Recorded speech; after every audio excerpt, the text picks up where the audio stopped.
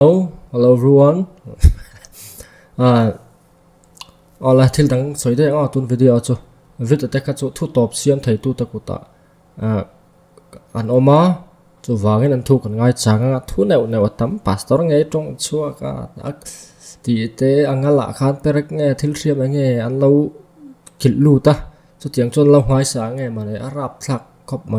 inhuman an tiang chi kha ni ka tiang ani don chuan arab thak viau rem na sa don khop mai ti te ka chu chiang viau mai khang te ka ti ka ni chuan nei chung hi an ula he video hi mak khop mai mong ko hur talal pan min mi ti thiang le ma min pu na krista hi le anh po chu ni se mong ko hur te hi mong ko hur ti mai mong ko hur tin soi zelang an piang thar tak thei ngem ti hi zo na ne lo thei lawanga chan ol som te chu o the pathian na tang chuan the ti kha kan chan ani vek ka ringa engtin ngen pian thar thei takang chulai tak chu ni ta ani o the pathian na tang chuan ti chu chan ol som te tu ro ni amara chu het tiang tuai pa til han tiang chi reng hi eng wang ala om nge ti hi riat har khop maya science lampang po hian a film fiat na nei chuang lova rin dan ten ama gene le hormone lampang engemaw imbalance a awm aniang tiang chi te neu kha awma chuina sang kha tin thuak lampanga engemaw kimchi lo na kha awm thei bok ti te ni film fiat na tak awm lova an shabi lova chu wang tu man an chang thei lawa scientific zong point biology lampang atang point harani mela te chuan physical problem ni ta sela taksa har satna engemaw in ril rukim lo na lamemo hormone te mo gene te mo chu lo ni ta se in siam that ngai na om don lo ti na ni poi thak viang kringa thuak lama chiang lo na te ante na emo atak sa har satna nei wanga tuai patil tiang mong ko hur lo ni ta kha ni se pian thar hi atheiang em ti kha ka ril ro athei hian ka ring lo ringot mai kai chuan ham ti ve in pathian ta chu han du ve bok thim ase am tak sa pian phung le pian ken ani miao chuan eng tin ngen ti dang lam to ang in thak dan omangem har khopang chulai tak chu anita boi thak ve khop baya bible en lokila hria sol kan nei mai thaya an sofia kan tum do na ni helai bible chang he ani la mong ko hur soina chu ni lo shima amara so thil hria solom the nu pum chunga tanga chu tianga piang reng an amatia chu mitil re anti mitil re shim ma hi man lai chuan lal te hian an chia hlo an in chunga chatur mi pa hi antiran re sak thina chan chu in chunga lal mai te le mai chia te kan lo khoyang ti an hlau wangin antiran re sak thina chu tiang chu an ombo an oma tin mani du thu wang renga til re an oma chu celebrate antia chung ho chu til re tak po ni kher lawin nu pui pasal nei lo tura intiama ma nia kho sa char thi thlenga ko pui nei lo ho kha an omboka te chuan til re pakhat nu pum chunga ta tanga til re ati hi infertile ti chi thla theilo har sat na nei ang chi hi an ni mai chia chuan a ching kan han tiang chu sterile no khang ang chi kha ani dona nu pum chunga tang ve reng hian pathianin toy turin a siam patil turin a siam ti khat he bible chang tan chan hian engeng mo kan soi deuh thini ka hria than ka tin ma se khatiang kha ni lo ti heta ila pathian thu atang chuan chu tianga tuai patil ti kha physically in an om ve hrim ti lam om lo ti heta ila vanram wanga til reng siam chopati ta hi celebrate ho khan eta ni an ma ni du thu wang renga ko pui nei lova chit po tha lova om hawa kha an ni ta chu wang chuan helai hi kan soi ma sa ve hrim du thil harasat lo tok tur hi ani physical problem ni ta sela pian thar ngai na hi am do lo ti na ni ama ero chu enge kan threlawa chu wangin pathian thu atangin kan hu lo boka thei tura ngai phatang chan chu pathian thu in chu tiang a soi lova a pian thar thei lo ati lova antina unconditional election han tiang chi calvinat theology bon ra khop maya than bi kan oma ti kha cha chumin than na pa chon soi thei kan nei lova eng ma ke ni kan ti ve po tel lo pathian an min thlang to pa chan dam tur ruat bi kan om tiang chi ta kha apui em ani ne ta ka kak tiang kha kan ring ani chuan tuai ni tur duan an om ti la so lawang chan chu mai dil ta tura sem hun ta tura van ram kai tur bi ka duan chu tiang bi ka duan chuan om ti na ni to na calvin theology tang ka chuan kei chuan ka pom lo pop ka tiang kha pathian thu na ni me hian ka sai lo khalai ka toy teng an soi ma sa chu wang pathian in du thlan na men pe zo su atangin kan huwa thu thung hui atangin atira atangin nei kan hu ni genesis atangin adam le evin duan thanga duan thang lo bu man ni ti polan oma se duan thang min bum ma se mi in dot men sila thil enge moti turin kan ti du lo tla chon engang pon min bum tum ma se min bum don chong lo kan thu kan tu don chong lo chu wangin min bum chuan kan tu thana kan mang tau kan chela tha hriat na so wan bum thu kan ni te ta hi tu thana tel lo chuan mi bum na tha o thei reng lo wa ka ka rema sata ila chu wangin pathian thu atang hi chuan a pian thar thei turani ti kha ka ngai da ni in ma mal som na le an chia nu na le thina da in thu thlang ra o ti vel ka zo so kan hu kha chu wang chon pathian thu atang chuan kha thil kalpung na ve sim hian ka ria a pian thar thayang ti chu ka ngai da na ni phot maya ti chuan he pa thu so hi ngai thledon china ka la ngai thlalawa pa mel le ma thu poi ke bon boka ngai thang min chin ral na cross kan mu tla ta ngai ni chu mu ti ra kan om ngai chu ma ni in phat san na om chu ma ni in phat san na chang lo chuan le li so Christian nun hi nei them bia lo chu watchman ni a peza adu lu ko ka chu mi ma ki ma ero chu kan ni to lo Christa chu ke ma nu nga ni ti ila le lo ni chuan in nang ma ila chang fe lo chu Christian point ti su ti ya lin lo zia ka ni chu wang chuan ma ni in nan voi na hian he pathian thu hi mangi la thain ka sia a top na tan re a pa mel London mai han hairstyle le ma threm mam mel bor ve la hi pa de trong thum du tu ma ka chi call by ka ti dan ta ka opec chu nu hle mai che ma ra cho en chai dan te mit mul han om chho dan ve la chuan alo lang enge mo kha tin opec rim shi ma hi pathian thu soi nan chona ai om khop mai ani zep thu cheng lawa ma ra su pathian thu soi na tur om chuang lawa mi sing te na ro chuan ai om viau mai opec rim po hi cham tak chon kan ngai thap pe lo mai thai ani ngai thak chun zomang enge soi don lo ka ti kha sam number som riat palin chin kan siar kha nang ma chak na nei mi chu enga thol ron ti tatlat mai ni ma ni chak in ti kha a hem tatlat lo mi chak kan ni na lai tak akha ro pui kan ni na lai kha atla ka ngai tatlat mai he nu na hi chuan nang ma chak na nei mi ati tatlat mai chu Patiana Krista chak na nei mi zo ka chu eng thol blessed ati khanita ni chu chuan athi lunga zai on pan na lam lian te oma choron tileta chu ke kan ko chu thin lung thar iswa Krista min pe chu iswa Krista thin lung chu nun na tan kan lo man to na khan ke mani chunga hian itinge ti englo samari nu ne na mi kha bina tui nung lui tui nung lui kha ang ko chu nga tangin tui nung lui lo chik chwa ka nga cha twan tleng chik chawang ati takaka kha zai on pan na lam lian te om churan ta aron di ta chi a cha na ram chu an zo in tui na om na te an siam chin ran ti ta cha khovel inam midang har san na an to ang hi kan tok ve ka har san na kan nei ve ka thil thalo ngai to na po kan nei ve ma se chu ta tak chuan chu cha na ram chu kan la zo cheu do na kan zo zel don bo ka mi zo a video thu pui atang hian chan kan nei a soidon lo nge ni mong ko hur ta pathian ni min ti thiang ni ma krista ti vel a to pa soidon po ni mai the po ni sela soi thleng lo video toy te ni a kan ngai thla zawanga thawa e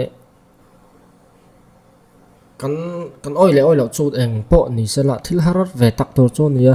te me then khat hi chu eng ma problem nei lawan no pan lai te an tlei ro lai te mi in an ria a e an tuai chuang lawa an mong ko po hur lawa ma sen lo pui tlenga tuai ten lo ni ta a tiang kha an om ve ama ni du thlan a wanga tuai kha ni chin ai so poina van rama wanga til ren oma tiang kan ma ni du thlan na wanga tuai te po hi an om ve boka heng te hi chun dem om via wa than khat hi chu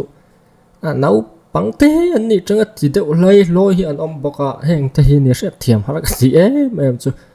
pathian na tho ni ta se mak om ti te ka ngai to mai ma ya kang ka chu chan fia hlei thei ni lo ma ro chu pathian thu tang hi chun pian thar thei lo ngot chan tu ro om lo ti lai hi a ril ruwa chun om sela ti chuan han zep ta ila a lai lak lo hin zepila a tha in karinga bible a hian mong ko hur le atiang 6 man kholo kop nei in ang in kop le khatianga nei in ang te en in pol han khosa ka dem na thu hi a oma thu thung hu ya kan mo leviticus a mi mei chiang mi pai pol tur an lo ti kha ni a juda te ngai dana chon thil ten om ani sa hrim hrim ma khosa nga tangin christian sa khulo om ve ma tangin thil ten om ani sa hrim hrim to a hei hi chu a chianga chu to hre tai la juda sa khu a chon thil ten om ani hlom top phota christian lo om ve ma atangin mi pa anga mei che pol kha a phal lo top a bible in thil ten om ani a ran mut pui ta po thiang hlim lo an ten om ti a e shem trok tur ani a kan huwa thu thung hluya chuan chu wangin juda sa khu a chon thil bol lo ani sa hrim hrim a sual ani pathian laka bible chon sin an ti ta khar thina ti chuan juda ta ring dana tang chon sual hlom ani top maya a chiang khop maya ti chuan ter ko pola le khathona a kan hu le a rom khwami ten henal thona te korin le khathona te la timothy hena le khathona te kan hu a then khat chuan homosexuality ti kha a homosexuality ti lovin a grik tonga po chu tiang khatiang chu ani awangin a context in a zirviau lo chuan chu tia le lin ngot thei ani love chu wangin ti en a eng mokha khatianga nei in ang in pol na thiang lim lo taka kha the thak a bible atang the chhuwa tumin an le lin dan te pon thak nge boka then khat chuan chiang takin commentary an an believers bible commentary te NIV cultural backgrounds of the bible ma NASB ti te people study bible ang engamok chuan a tam mai hi ani dau wa kang christian commentary le study bible vela chuan sexual immoral kha ani homosexuality hi ni ti kha an comment dan ani dau vekin karinga tamzo ka chuan ni chiang khop moya bible te po hian an ila ESV ti te version lar tam taka chuan homosexuality ti le lin te po ani bok ti kha ria ila ti chuan chulai vela chuan anin nial thina le khati zong le ling du lo khon ama se context ngai to ila kat ril ro chuan pragmatic sia a bible kher ni lon trong chungchang hrim ngai to hian background hi poimo a background context hi poimo thin eng ti na nge antin an thumal ngai ranga hi London chumi khamilai biala chon US chumi marla ma mo chimla ma chumi khamila ya chon hemi tong kam hi an mang thina chu ta chon chu tiang ti na chu ni a chimla ma chon chu tiang ti na chu ni a India chon chu mi khami chu om zian ni thung an tian se kha eng mo hi om na huna zer hian tong kam ngai rang po kha om zia dang lam thei khop ma chumi chu pragmatics khan thur a context kha ti khan khai khom tai la pragmatics zong khan ti chuan han ngai tu ta ula ani la rom bung khat chang som hi pasari he an mi pa te la mai che man dan pa ngai ban sanin hurin anin it to na mi pa le mi pa moi lo takin an khosa a ti nia ti rangot po han chiang soi mara chu mi than kat chuan khati zong kha an soi du lo ko te kha liberal ve tak hian tam wangin tir ko pola chu tunge farisai juda dan shelutuk juda mi benjamin nama piang ni riat ni sertan ani farisai dan thiam ani a thu thong hlui dan thiam abekin tora anti kha mosia dan anti mai genesis atanga deuteronomy in ka dan te kha bel mem ni tina ke pakoya zom then ani a chu pa chuan na chiang khopak tro khang dan kha ti chuan khami bes kha mi pa le mi pa thalo takin an inti ati chu anin khoi to na mei chia ain mi pa mei chia mai po kha du to lo mi pa pon it to an hur lu to ka wangin te an hur na khalo u chuak to a la lo tha thau em to a tha thau na na sat tak kha no nei to wangin mei chia po du khop lo mi pa le mi pa po khan in khoi ta a ati a ti chuan ter ko po la zuda dan thela tuk thiam filor tak khan hetiang dem dan hetiang hidam se ain mengam ain meng to san chu leviticus mi pa le mi pa in khoi kha phal lo ran khoi po phal lawa chu wangin tir ko pola rel ro tur le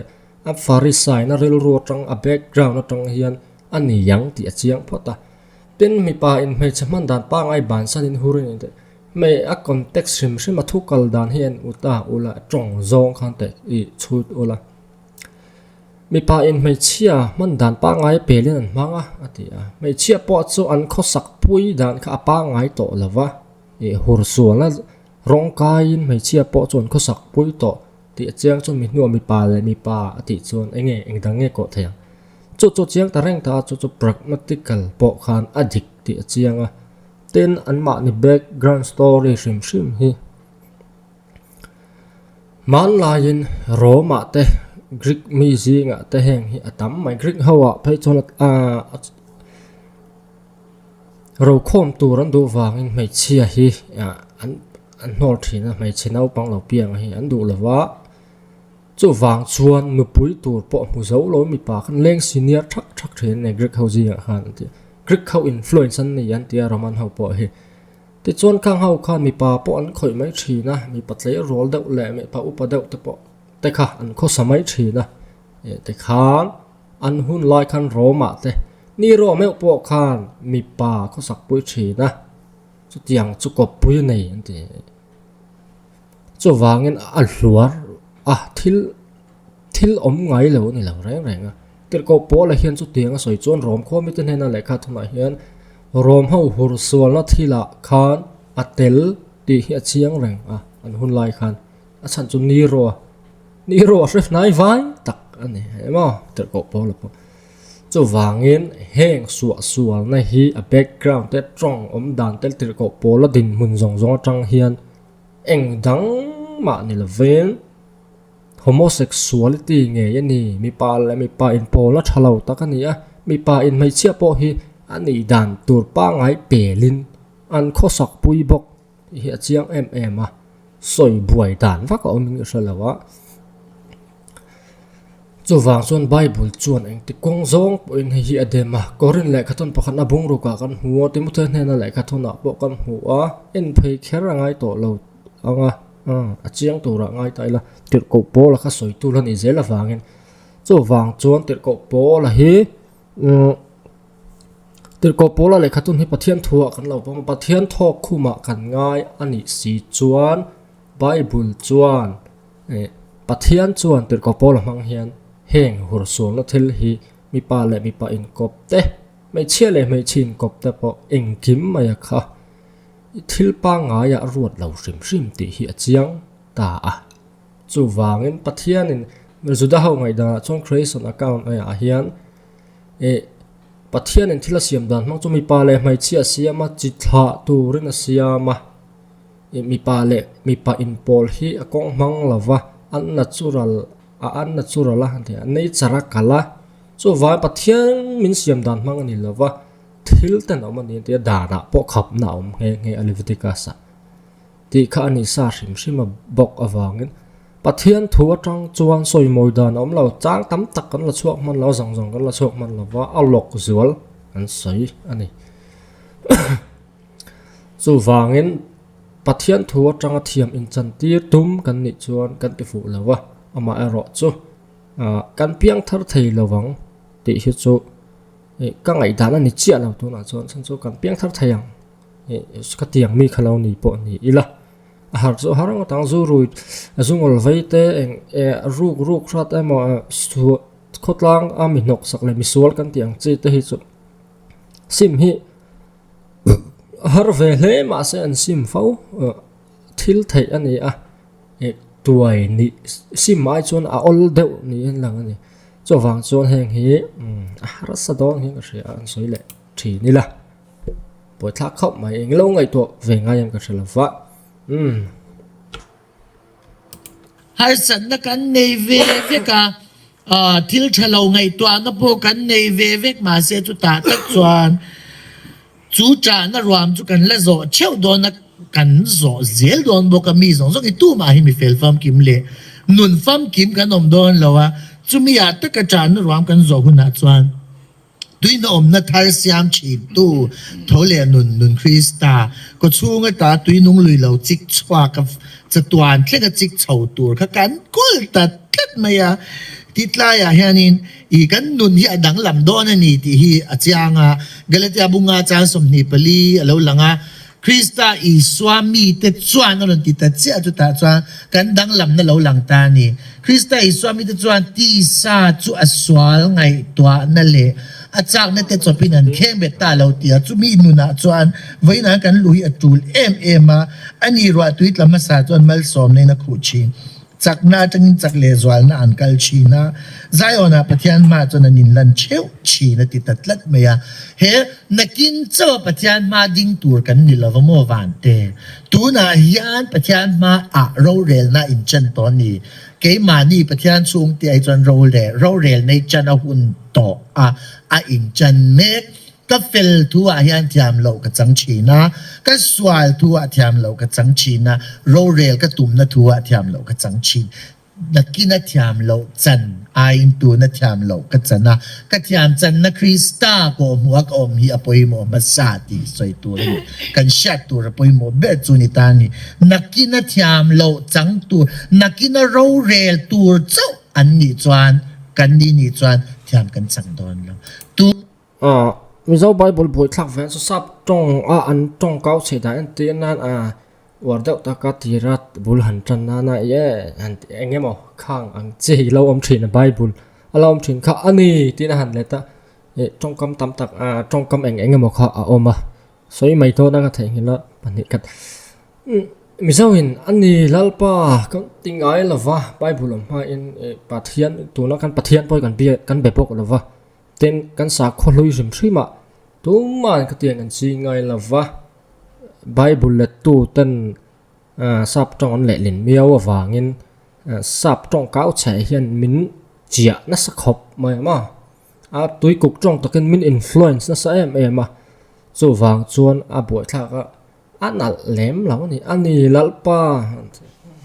ani pai chon ani pronoun no lon share le nga la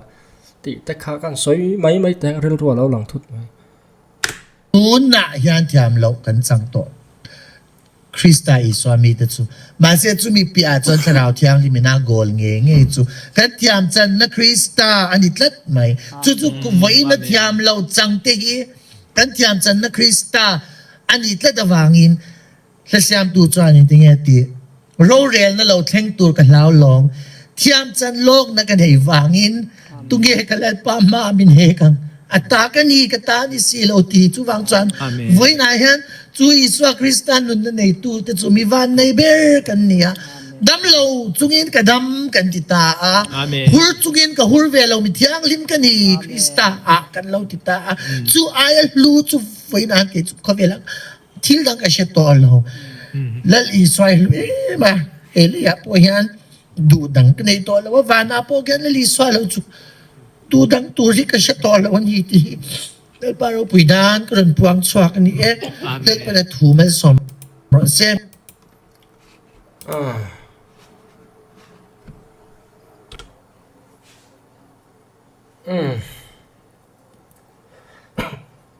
khan ya to pa khan tle ngai bel thei tur su ma sa lan dan te opek te asiat vek thawanga hur chuin ka hur lo ni ti sa kha achak na te chapin kan kheng bet ti khan ya chang na zong bau vek ti soi tur ni ngam ti chu sia the mar chan mi hring kan ni chung chuan mi pa nga ya po mi pa pon mai chi na mai chia pon mi pa du na han i na te engemo zuin thin pon zu chak na kha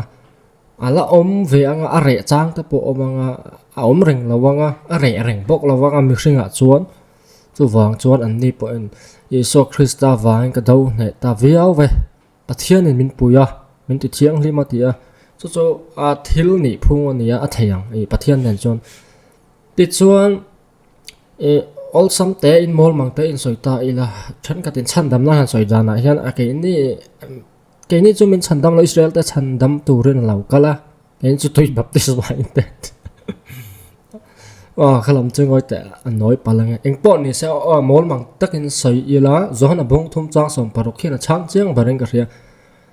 pathian in khovel mangai ma mangai ma wangin a fa pamal nei chuna pe tia khovel tan fa pa khamin pe a khovel tan ni chuan tel lo om theng lo tro chu wangin khovel tan min pe nei chuan khovel la chungom zong mi zong hi min ti thiang lima a thisena chuan chu wangin tuai ni ma pa tilani mo mong ko hur tan ni mo LGBTQ po ni se tel tina ni phot mai ni kalai kha mol mang takin chang khat la khan han chang ta ila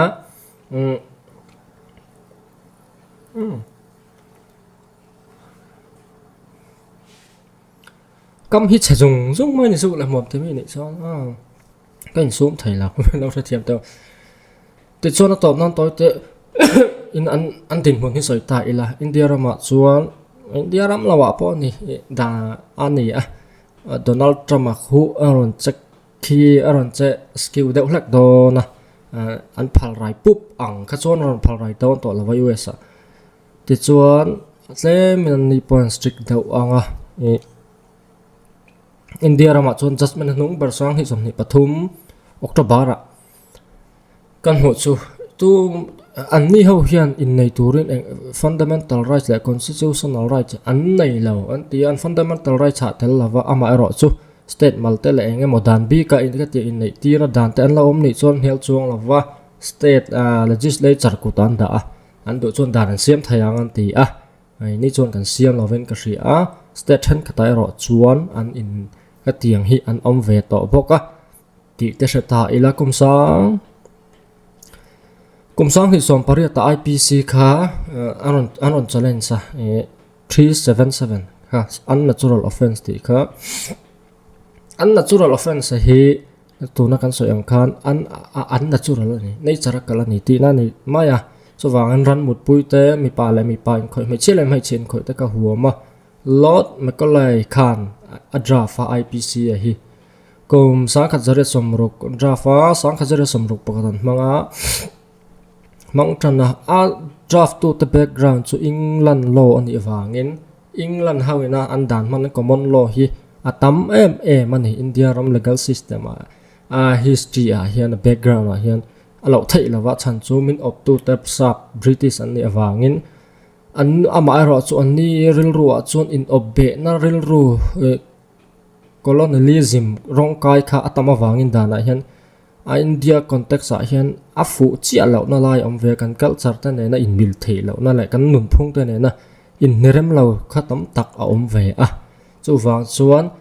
England ta pai chon ko Elizabeth I kha kumsa kha janga somthum pathum vela Bagari Act ti te khanga te khan hetiang homosexuality khapna dan le shrem na dan hi ma khai lum dan te alo om to sung chang wang engdang ni lo ka san zirtirna ina influenza acheng renga ni po im chang ka zer somruk pakhat velam ni an han hlip le ti hlum na dana kha chumi ma chuan ram tam taka po ka tiang lo ti ching kha hal hlum te pon lo ni to thina ni boka theta ila amara chu India rama chon kom sang ni som pare ta an natural offense ka hli pa Supreme Court thing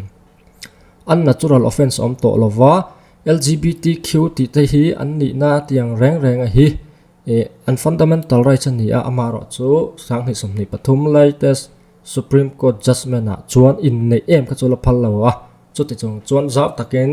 state legislature ko ta ada a ti te kha kan din mun ani a challenge hun te lo om le chuan engtin ngen zelang ka shelova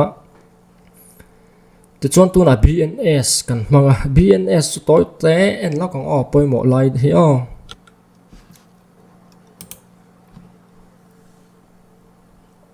hi tuna Bharatiya Nyaya Sanhita BNS sangni sanhi pathum an siam thar IPC thak na khanita te chuan section 2 clause 10 a hian gender ti hrilfian na hian pronoun he and its derivatives are use of any person whether male female or transgender ti alo ni takul maya chuak ta transgender po kha gender ti hian huam to a te chuan soifian na hian transgender shall have the meaning assigned to in its clause of section 2 of the Transgender Persons Protection of Rights 2019 Act ami angkha ani ti anita a ti chuan India ram chuan transgender te po kha an dan anga pom alo ni ta a danin a recognize to ti na ani chu wangin fundamental rights po an ya tuổi anh ni vang te transgender anh ni vang te enge mo kha an ni wangin na tho ho na ate van tlang mi pui pun na ate office ate na zon na ko ate thia san turan ni lawa equal rights an na ya kain ma niang boken dan ma chuan article 14 Indian constitution equality before law ka an nei vek chu wangin kan in ang veka khat tianga chuan ti kha kam din mun ani me ka low end donga in en san na ang chi kha in thia san na discrimination kha om turan ni lawe ti ni ma sela mi pa ngai ni lo zok na ti ma yang en mi pa ngai han ti chon mi pa lai mai chia kan ma kan ni dan tur pa ngai chu ti hin ya kan ria nature kha kan ni phung kha om ve chu wang chuan atlem zo kan ni boka kain ma ni ang ni lo hau kha chu ni pa ngai lo zo kan ya san chu an tlem zo atam lo zo awang zo ni mitam ber ni phung ni lo zo ka om ni wang kan pa ngai lo zo kha an ni chu ta chuan lo chei nom na deuh tla engem o tha chu om lo thei lo heng hi chu ama ro chu dana chuan thiam lo na nei lo ve ama ro chu in ne em ta chuan lo phal top lo ni ko chuan ti lai zong ka kan dim hun chuan ni pak chu wow ani ein ang vek chu wangin dem eng tia ti chi nge nei ang chu ko sha thiam lova po ni sela kan zawai pian thar kan ma mon ni chon ni lova ki ni po kan ni i piang thar thau phot mang ti ngen cha ni chu